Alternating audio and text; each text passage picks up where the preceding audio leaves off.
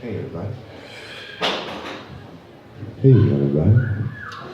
This is Antonio Manzoni, and we're going to be going to reading from the Spokane Story. Chapter 19, Wayne's Laboratory.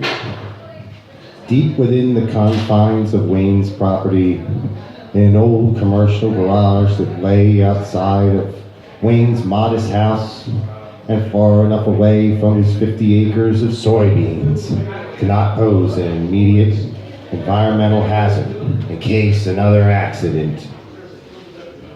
Wayne the Wizard was covertly at work on his latest chemical composition. His meth synthesis utilized anhydrous ammonia, one of the scariest, most dangerous chemicals to work with of all time. It was so dangerous that most cooks wouldn't get near the stuff.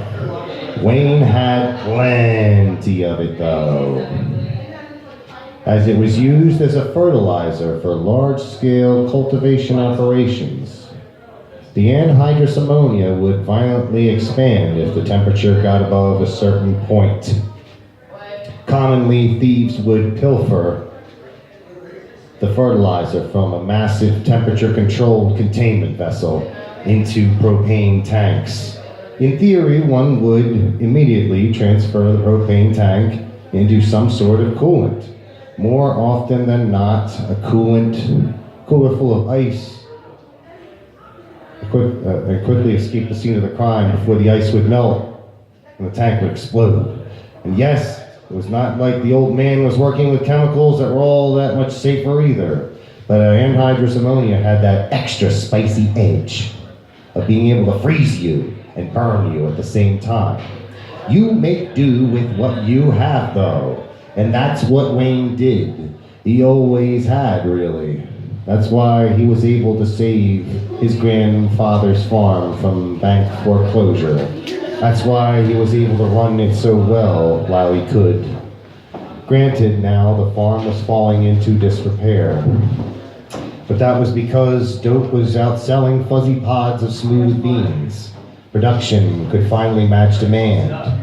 Wayne was finally going to be a filthy rich beanmonger, an ex-beanmonger, if he had anything to say about it.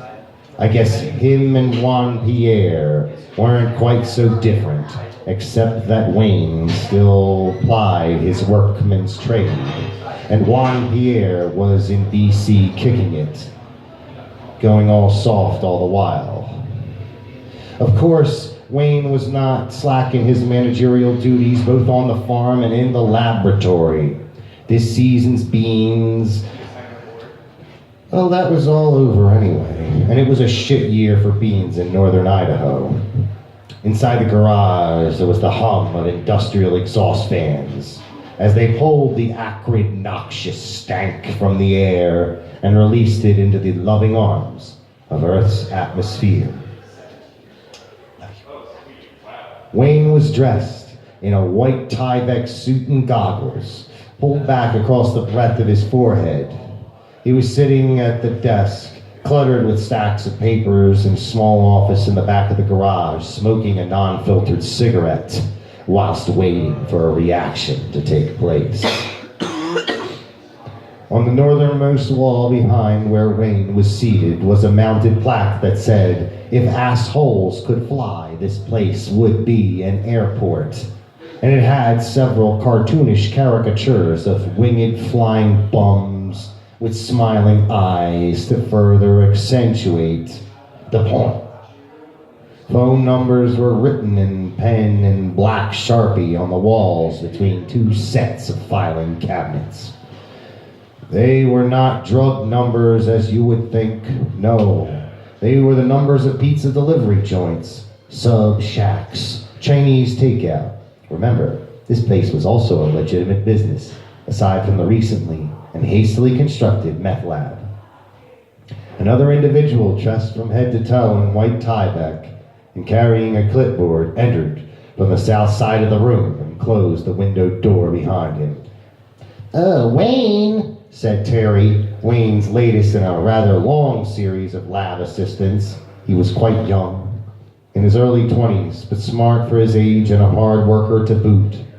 Wayne felt that he was better suited for chemistry than he was for farm labor, and that happened to be one of Wayne's more astute observations. Goddamn Juan Pierre selling me that cheap shit again?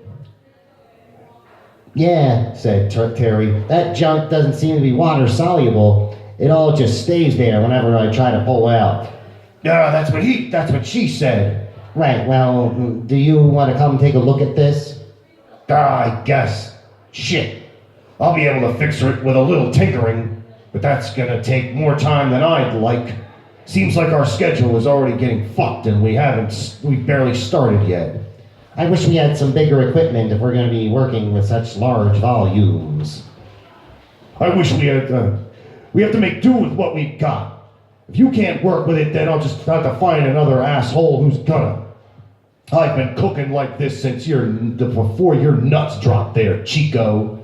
Uh-huh, murmured Terry, somewhat condescendingly. I don't know why you're so hell-bent on doing this Birch reaction. Would have been a hell of a lot easier just to do this with the red phosphorus. Wayne's long horse face turned a blotchy shade of crimson.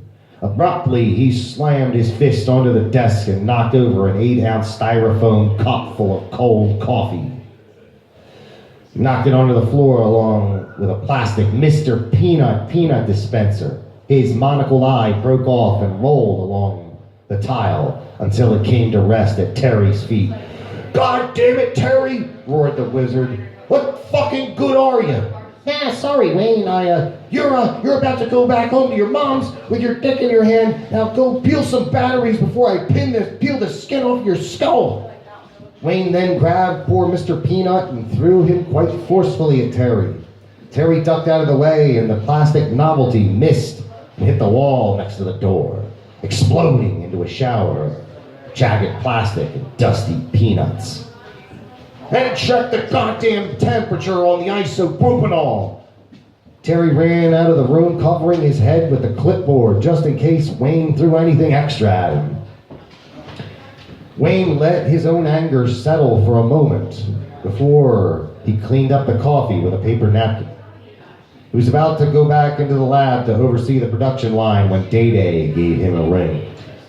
Wayne, said Day-Day. He sounded exasperated, out of breath, out of sorts, all over the place. Oh, my young ward, I hope this is good for you to be calling me, and I hope for your sake that you're not about to say anything that might be, I don't know, questionable in the eyes of the law. Because, as you know, I am a fully law-abiding citizen and would never do anything that might amount to what some other parties may construe as constituting criminal activity. How should I put this? Sounds like you should put whatever you're about to say right up your ass before I have to kill you. It's an emergency. I'm bleeding pretty bad here. Shit, did you take care of that thing at least? Please tell me, at least you did that. No, I got delayed and some shit went down. Are you dying? I don't think so, but maybe. Well, call Big Mike then. Tell him where you're at. I'll have someone bring you back. And we'll see about fixing your little fuck up without saying too much over the phone. You know how much I hate talking on the phone, Day-Day. You're holding me up here with your penny ante horse shit. I'm on a strict sketch here. Wayne hung up on Day-Day, removed the SIM card from his phone and snapped it between his fingers. Then he went to his desk and opened a drawer that was simply overflowing with burner phones of varying sizes, shapes, and brands. He glanced at the phones for a moment before selecting a promising one. He unzipped his Tyvek suit and placed the phone in the breast pocket of his Carhartt overalls. And I have to stop the video for a second.